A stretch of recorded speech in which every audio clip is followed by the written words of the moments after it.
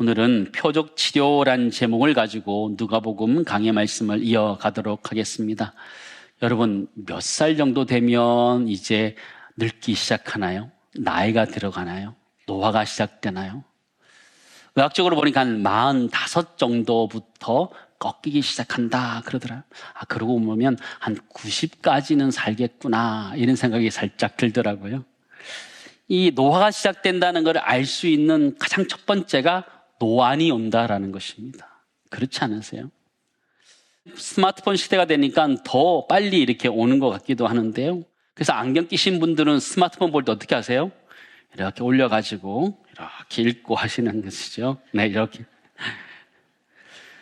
젊었을 때는 왜 저러나 그러는데 저 나이가 되면 저렇게 하고 있는 자신을 발견하면서 참 어이없어 하기도 합니다. 그래서 다쳐좀 렌즈를 끼고 보기도 하는데요. 그 충격이 제법 가기도 합니다. 사랑하는 성도 여러분, 여러분 눈은 건강하십니까? 여러분 눈은 무엇을 보고 있으십니까? 우리 그리스도인들은 기본적으로 예수 그리스도를 바라보아야 되는 줄을 믿습니다. 안경점에 가면 우리의 시력을 보통 1.2에서 1.5 사이에 고정을 시키거든요. 그런 것처럼 우리의 눈이 예수 그리스도에게 고정될 수 있기를 간절히 소망합니다. 우리 그리스도인들의 눈은 항상 바라보는 것이 예수 그리스도, 그분께 고정되어야 된다는 것이죠. 오늘 성경에 보면 잘못된 시력을 가진 사람이 등장하게 됩니다. 표적만 구하는 사람들이라는 것이죠. 이 표적이라는 단어를 보면 세메이온이라는 단어인데요. 이거는 특별한 의미나 메시지가 담긴 이적과 기사를 이야기하는 거예요. 이적과 기사가 나타나는데 이적과 기사만으로 그것을 증명해내는 것이 아니고 그 메시지 뒤에 있는 의미가 있다. 이것이 바로 표적의 의미라는 거예요. 운전할 때 보면 여러분 표지판이 있지요. 그걸 사인보드라고 그럽니다. 뒤에 무엇이 나타날 것이다 라는 것을 제시해 주는 것이죠. 표지판이 중요하지만 표지판보다 더 중요한 것은 뒤에 진짜 무엇이 있느냐가 훨씬 더 중요하다라는 것이죠. 표적이라는 것이 그렇습니다. 예수님께서 이 땅에 오셔서 수많은 사람들에게 이적과 기사를 행하셨습니다. 중요한 것은 이적과 기사가 아니라 그 뒤에 그것을 허락하신 하나님, 그것을 이루신 예수 그리스도를 바라보아야 되는데 그것을 바라보지 못하고 오로지 표적만 구하고 있는 이들의 모습을 보게 됩니다. 예수님은 충분히 하나님을 통해서, 하나님이 예수님을 통해서 충분한 이적을 베풀어 주셨습니다. 병을 고쳐 주셨고 귀신을 쫓아내셨고 죽은 자를 살려 주셨습니다. 그럼에도 불구하고 계속해서 예수 그리스도를 찾는 것이 아니라 표적을 구하고 있는 이들의 모습을 보여줍니다. 이들의 모습이 불신앙의 모습이고 또 시험의 태도다 이렇게 말하는 거예요. 그러면서 예수님께서는 이들에게 딱 한 가지 표적밖에 있을 수 없다 이야기하면서 요나의 표적을 이야기하고 계십니다. 그러면서 이 표적을 구하는 이 세대를 꾸짖고 계셔요. 지금의 우리가 살아가는 세대도 역시 똑같은 이유에서 꾸짖는다 생각되어집니다. 29절 3절 말씀 보실까요? 무리가 모였을 때 예수께서 말씀하시되 이 세대는 어떤 세대라? 악한 세대라. 표적을 구하되 요나의 표적밖에 보일 표적이 없나니 요나가 니느웨 사람들에게 표적이 됨과 같이 누구도 인자도 이 세대에 그러하리라. 그죠? 악한 세대가 표적을 구한다. 그런데 이 구하다라는 단어는요, 제테오라는 단어인데 이거는 계속해서 구하는 것을 이야기하는 거예요. 한 번 구하고 마는 것이 아니라 끊임없이 그 표적만을 달라고 어린아이와 같이 그렇게 칭얼대면서 표적만 달라고 이야기하고 있는 이들의 모습을 보게 돼요. 이런 세대를 주님은 악한 세대다 이렇게 해요. 이 악한 세대라는 이 뜻은요, 사악한 세대다 이런 뜻을 가지고 있어요. 도덕적으로 타락한 사람들, 그런 의미를 가지고 있는 것이 아니라 영적으로 타락한 사람들, 하나님의 말씀과 표적을 통하여 끊임없이 이야기했음에도 불구하고 그것을 믿지 않는 그들을 책망하면서 하는 말씀이 바로 악한 세대라는 것이죠.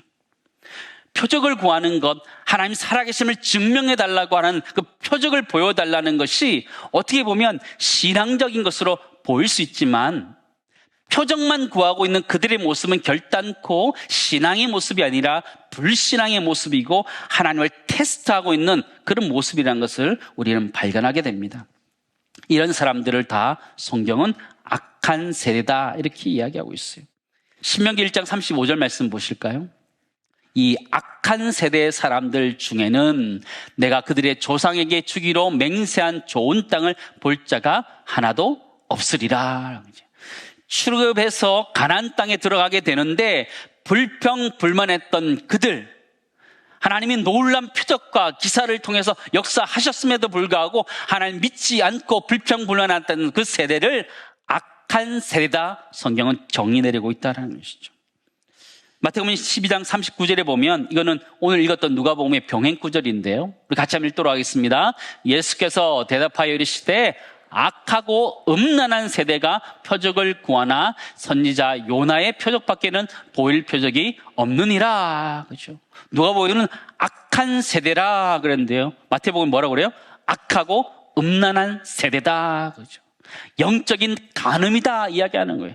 하나님 믿지 않고 도리어 세상적인 것들, 표적을 쫓아가는 그들의 모습이 바로 악하고 음란한 세대의 특징이다 이렇게 얘기하는 것이죠.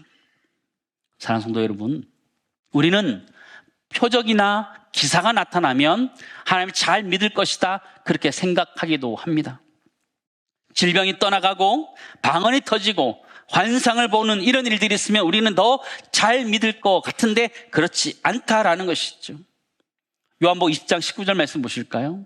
예수께서 이르시되 너는 나를 본고로 믿느냐, 보지 못하고 믿는 자들은 복되도다 하시니라. 우리의 믿음이라는 것이 보여지는 것을 통해서 생기는 것이 아니라는 것이죠. 하나님이 은혜를 주셔야지만 하나님을 믿게 되는 줄을 믿습니다. 때로는 이적과 기사와 같은 걸 우리 삶들 가운데 체험하게 되면서 예수 그리스도를 믿기도 하지. 그러나 하나님이 열어주셔서 믿게 된 것이라는 것이에요. 우리가 그런 이사와 기적을 통해서 예수를 믿게 되었는데 아직도 표적을 구하고 있다면 이 악한 세대와 다르지 않다라는 것이죠. 이 악한 세대에 주님은 딱 한 가지 표적을 제시해 주셨어요. 그것이 어떤 표적이에요? 요나의 표적이라는 것이죠. 요나의 표적의 특징이 있는데 세 가지가 있습니다. 첫 번째 특징이 무엇이냐면, 요나 선지자는 물고기 뱃속에서 사흘간 있었다라는 것이죠. 사흘간 있었어요. 두 번째는 니느웨 사람들은 전격적으로 회개하였다라는 것이죠. 세 번째는 이방인인 니느웨 사람들도 회개하였다라는 것입니다. 요나가 물고기 뱃속에 사흘간 있었다, 이 이야기는 예수님께서 죽음의 권세 가운데 계셨다가 부활하셨다, 이 이야기를 이야기하는 것이죠. 예수 그리스도 바로 표적 자체다, 이 얘기를 하는 것이죠. 니느웨가 회개하였다, 이 이야기는 유대인인 너희들, 이방인인 니느웨도 회개하였는데 왜 너희는 회개하지 않느냐 책망하는 그 말씀이라는 것이죠. 요나서 3장 4절 5절 말씀 보실까요? 요나가 그 성읍에 들어가서 하루 동안 다니며 외쳐 이르되 40일이 지나면 니느웨가 무너지리라 하였더니, 같이 읽습니다. 니느웨 사람들이 하나님을 믿고 금식을 선포하고 높고 낮은 자를 막론하고 굵은 베옷을 입은지라. 하나님을 믿었다 그래요. 그런데 표적과 기사를 아직도 구하고 있는 유대인들, 너희는 악한 세대다 주님 책망하고 있는 것을 우리는 보게 돼요. 이방인들도 회개하는데 회개치 않은 너희의 모습들, 예수 그리스도 땅에 오셔서 복음을 선포하셨음에도 불구하고 회개치 않는 너희들 악한 세대다 말하는 거예요. 니느웨 사람들이 너를 정죄하리라 말하고 있는 것이죠. 사랑하는 성도 여러분, 여러분 눈에는 무엇이 보이시고 무엇을 추구하면서 살아가고 있으십니까? 여러분 눈에는 도대체 세상에 무엇이 보이십니까? 우리 세상을 살아가다 보면 신앙을 다 생각지 않고 살아갈 때가 참 많이 있습니다. 세상에서 우리 눈을 어디에 두고 있으십니까? 세상에 나가서 우리는 돈을 버는데 충혈되어 있습니다. 내가 권력을 가지는데, 내가 명예를 가지는데 우리가 충혈되어 있는 우리 눈을 보게 되지요. 그러나 우리의 눈은 그런 것이 아니라 예수 그리스도에게 고정되어야 되는 줄을 믿습니다. 세상 사람들이 표적과 기사를 원하는 것처럼 우리 그렇게 살아가지고 있지는 않은지요. 우리 살아가면서 예수를 믿는다고 하면서 여러분 무엇을 간구하고 있으십니까? 한번 돌아보시기 바랍니다. 내 삶 가운데 대박나기를 기도하고 있지 않아요? 이적과 같은 기사를 보여달라고 기도하고 있지 않아요? 그런데 더 중요한 것은 진정한 표적 대신 예수 그리스도를 만나야 되는 줄을 믿습니다. 진짜 표적을 만나야 된다는 것이죠. 세상이 보여지는, 나에게 주셨던 그 보여지는 만나와 같은 그런 표적 말고 진정한 이 시대가 우리에게 주신 예수 그리스도라는 표적을 만날 수 있기를 간절히 소망합니다. 첫 번째, 하나 이렇게 정리할 수 있을 것 같아요. 우리는 표적을 지나서 진정한 표적 대신 예수 그리스도를 발견해야 되는 줄을 믿습니다. 우리 눈엔 그게 보여야 되는 것이죠. 여러분, 표지판 뒤에 더 중요한 것이 있는 것처럼 이 땅에 나타나는 수많은 표적들, 내 삶 가운데 주신 은혜들, 그 뒤에 계시는 하나님을 발견할 수 있기를 간절히 소망합니다. 우리의 눈이 하나님을 볼 수 있어야 된다는 것이죠. 여러분, 무엇을 찾기 위해서 세상을 살아가고 있으십니까? 여러분의 눈에 돈이 보이는 것이 아니라 하나님의 나라가 보일 수 있기를 주님은 축원합니다. 우리 눈을 고쳐야 된다 말씀하시는 거예요. 고치지 않으면 하나님 우리 세대를 향해서 악하고 음란한 세대다 말씀하시는 거예요. 우리 세상 살아가면서 돈을 벌어야 돼요. 명예도 가질 수 있고 권력도 가질 수 있어요. 그러나 가장 중요한 것은 우리가 하나님의 나라가 우리 눈에 보일 수 있기를 간절히 소망합니다. 그것이 보여야지 진정한 시력을, 영적인 시력을 가진 사람이다, 우리가 말하는 것이죠. 그렇게 예수 그리스도를 만난 사람은 인생의 가치가 완전히 바뀌게 됩니다. 예수 그리스도를 위해서 살게 되는 것 우린 잘 알고 있습니다. 빌립보서 3장 7절에서 9절 말씀 보시기 바랍니다. 그러나 무엇이든지 내게 유익하던 것을 내가 그리스도를 위하여 다 해로 여길 뿐더러 또한 모든 것을 해로 여김은 내 주 그리스도 예수를 아는 지식이 가장 고상하기 때문이라. 내가 그를 위하여 모든 것을 잃어버리고 배설물로 여김은 그리스도를 얻고 그 안에서 발견되려 함이니. 아멘. 이 땅의 삶들 살아가면서 예수 그리스도를 발견할 수 있기를 간절히 소망합니다. 우리 영적인 눈들이 있어야 돼요. 세상에 하나님 우리에게 주시는 많은 은혜와 좋은 것들이 많이 있지요. 그러나 그 뒤에 그것을 주시는 하나님을 볼 수 있는 눈이 우리에게 있어야 된다는 거예요. 유대인들에겐 그게 없었다라는 것이죠. 만나와 메추라기를 먹이셨어요. 그들에게 오병이어를 먹이셨어요. 그럼에도 불구하고 끊임없이 오병이어만을 간구하고 있는 그들의 모습, 우리의 모습과 다르지 않다라는 거예요. 하나님 우리에게 많은 은혜를 주셨다면 그 은혜를 주신 하나님을 다시 한번 바라볼 수 있기를 간절히 소망합니다.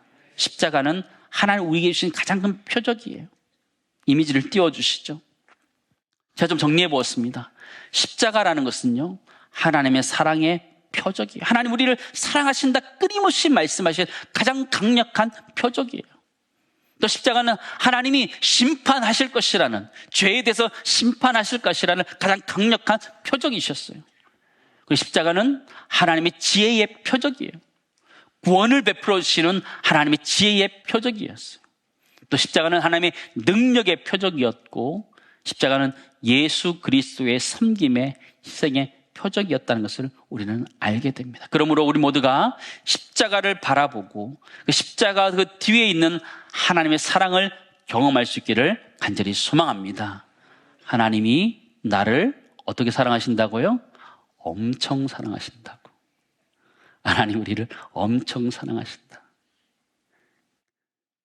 표적을 바라보는 것이 아니라 표적 뒤에 있는 예수 그리스도의 그 사랑, 하나님의 사랑을 맛볼 수 있기를 간절히 소망하고 우리의 눈이 그 하나님의 사랑을, 하나님 나라를 바라볼 수 있기를 간절히 소망합니다. 근데 문제가 뭐냐? 눈이 성치 않다라는 게 문제인 거죠. 누가복음 11장 34절 35절 말씀 보실까요? 내 몸의 등불은 눈이라. 내 눈이 성하면 온 몸이 밝을 것이요 만일 나쁘면 내 몸도 어두우리라. 그러므로 내 속에 있는 빛이 어둡지 아니한가 보라. 그죠? 우리가 영적인 눈을 가져야 된다. 여러분, 영적인 눈을 가지면 어떻게 될까요? 저는 세 가지로 정리해 보았는데, 첫 번째는요, 영적인 눈을 가졌다라는 것은 영적인 통찰력을 가졌다라는 것과 똑같아요. 하나님 뜻과 세상 유혹을 구별할 수 있는 힘이 생기는 것, 영적인 눈을 가진 사람이에요. 또 하나는 영적인 자존감을 가진 사람이 영적인 눈을 가진 사람이에요. 사단이 시험에 오고 담대할 때도 담대하게 끊어낼 수 있는, 그러나 하나님 앞에서는 겸손하게 나아갈 수 있는 사람, 그 사람이 영적 자존감이 있는 사람, 영적인 눈을 가진 사람이다 말할 수 있는 거예요. 또 하나는 영적 수용력을 가진 사람을 영적인 눈을 가졌다 말할 수 있어요. 하나님의 말씀이 선포되었을 때 즉각 순종할 수 있는 수용력이 있는 사람이 영적인 눈을 가진 사람이에요. 예수님이 마리아와 같이 천사가 와서 그에게 말씀하셨을 때 그 즉시 순종했던 그 순종함, 그게 바로 영적인 눈을 가진 사람의 모습이에요. 그러나 영적인 눈을 가지지 않으면요, 우린 점점 어두워지는 것들을 경험하게 돼요. 여러분, 눈을 마음의 창이다, 영혼의 창이다 이렇게 말하기도 하시죠. 누가복음 11장 34절 35절 말씀 다시 한번 보시기 바랍니다. 같이 읽겠습니다. 내 몸의 등불은 눈이라. 내 눈이 성하면 온몸이 밝을 것이요 만일 나쁘면 내 몸도 어두우리라. 그러므로 내 속에 있는 빛이 어둡지 아니한가 보라. 35절에 보면 우리들에게 말씀하시는 거예요. 내 속에 있는 빛이 어둡지 아니한가 보라 말씀하시는 거예요. 내 눈이 어두워서, 영적인 눈이 어두워서 내 마음이, 영혼이 어둡지 않은가 체크하라 말씀하시는 거예요. 여러분 삶은 어떠십니까? 정말 밝은 가운데 살아가고 계세요? 영적으로 밝은 가운데 살아가고 계세요? 아니면 영적으로 어두워서 죄악들을 찾아다니고 있으세요? 우리 자신의 모습을 점검해 보라 말씀하시는 거예요. 내 속에 있는 빛이 어둡지 아니한가 보라 말씀하시는 거예요. 우리가 어떻게 그 빛을 가질 수 있을까요?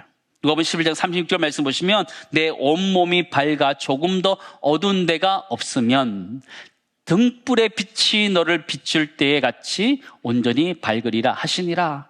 등불의 빛이 우리에게 있어야 되는 거죠. 우리 안에 빛이 있어야지만 우리가 밝아질 수 있다 말하는 것이죠. 여러분, 그 빛이 무엇일까요? 우리 안에 도대체 어떤 빛이 있어야지 우리가 밝아질 수 있을까요? 첫 번째는요, 하나님의 말씀의 빛이 있어야 됩니다. 우리 안에 하나님의 말씀의 빛이 있어야지 밝아질 수 있다라는 것이죠. 주의 말씀은 내 발의 등이요 내 길의 무엇이라고요? 빛이시다 말씀하시요. 우리에게 빛이 있어야지만 우리의 심령이 밝아지는 줄을 믿습니다. 우리 자신의 능력으로 밝게 할 수가 없어요. 내가 기질적으로, 성격적으로 밝기 때문에 밝아지는 것이 아니라는 거예요. 하나님의 말씀이 우리 안에 있을 때에, 진리의 말씀이 우리 안에 있을 때에 우리가 분별력이 생기게 되는 줄을 믿습니다. 진리와 거짓을 구별할 수 있는 빛이 생기는 거라는 거예요. 두 번째는요, 회개함으로 우리의 눈을 씻어야지 우리가 밝아질 수 있다는 것이죠. 깨끗한 마음을 내게 창조하시고 정직한 영을 새롭게 해달라고 주님 앞에 회개할 때에 우리의 눈이 깨끗하게 되는 거예요. 우리의 눈이 어두워지는 것은요, 죄악 때문이에요. 교만 때문이에요. 하나님과 우리 사이가 멀어지는 것은요, 죄악 때문이에요. 어두워지는 것은 죄악 때문인 것이죠. 한 1년 전부터 유행하는 말이 하나 있습니다. 여러분 들어보셨나 모르겠는데, 귀여우면 끝이다 이런 얘기가 있습니다. 무슨 말인지 아십니까? 남녀가 이렇게 뭐 여러 가지 조건들도 막 보지만 서로 귀엽게 보면 끝이다라는 거예요. 부부도 그런 줄 믿습니다. 그죠? 귀여우면 끝이다. 다른 거 다치처럼 귀여우면, 그냥 불쌍하면, 어떻게 부부는 그런 것 같아요. 불쌍하면 끝인 것 같아요. 그죠? 불쌍히 보이면, 그죠? 끝인 것 같아요. 끝이란 긍정적인 의미에서 사랑한다 이런 의미를 가지고 있는데요, 저는 오늘 본문에서 이 이야기에 좀 가져온다면요, 교만하면 끝입니다. 교만하면 끝이다. 이 얘기는 진짜 끝났다 이런 얘기하는 거예요. 영적인 세계 안에서, 신앙 세계 안에서 교만하면 끝이에요. 교회 안에서도 마찬가지고 자신의 영성에도 마찬가지고 교만하면 끝이라는 거예요. 왜요? 사단의 타락이 거기서 왔기 때문에. 교만하면 끝이라는 거예요. 겸손할 수 있기를 간절히 소망합니다. 회개해야 되는 것이, 하나님 앞에서 언제나 겸손하게 나가서 엎드려 기도함으로 말미암아 하나님이 주시는 밝음을 체험할 수 있는 은혜가 우리 모두 있기를 간절히 소망합니다. 세 번째는요, 성령의 도우심을 구해야지 우리가 밝아질 수 있어요. 주님이 우리의 눈을 열어주셔야지만 우리가 볼 수 있는 것이죠. 하나님의 말씀 읽을 때 깨달을 수 있는 것이 무엇이요? 성령께서 도와주셔야, 우리의 눈을 열어주셔야지만 알게 되는 것이죠. 성령은 진리의 영임으로 우리를 진리 가운데 인도하시는 분이에요. 그러므로 우리는 우리 자신 스스로 밝게 할 수 없어요. 그러므로 성령이 우리를 밝혀달라고, 우리의 여러 가지 일들 가운데 주님께서 깨닫게 해달라고 기도할 때에 우리의 눈이 밝아지는 줄을 믿습니다. 그럴 때 우리의 눈이 치유되어지고 밝아지는 거예요.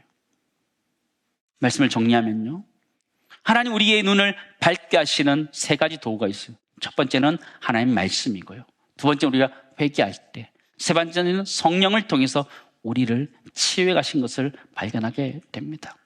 두 번째, 이렇게 정리하면 되겠습니다. 우리의 눈이라는 것은요, 하나님 우리를 치료하셔서 정확하게 치료하시는데, 어떻게 치료하시냐? 하나님의 말씀의 빛을 통해서, 내가 회개함을 통해서 성령 우리에 부어주심을 말미암아 우리를 치료해 주시는 줄을 믿습니다. 그 치료한 눈을 가지고 살아가는 은혜가 우리 모두 있기를 간절히 소망합니다.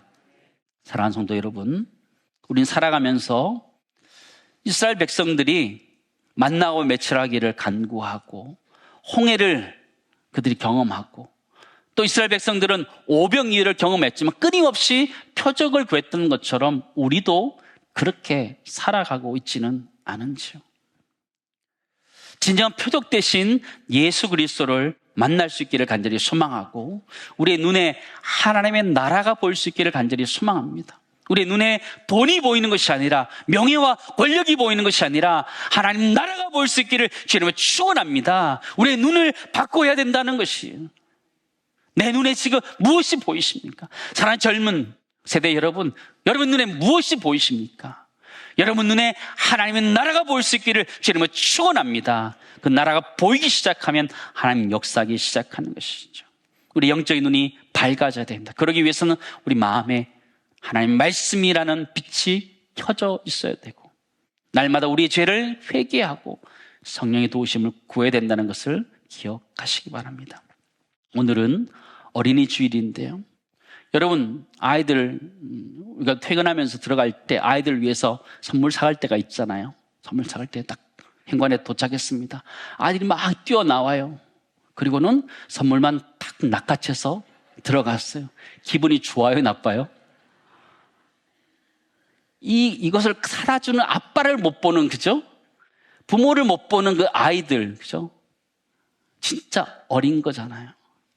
우리 모습이 그렇다는 거예요. 하나님 우리에게 때로는 은혜를 주시기 위해서 이적과 기사를 보여주셔요. 그러니까 이적과 기사를 보여주는 이유가 무엇이냐면 하나님이 계시다는 거예요.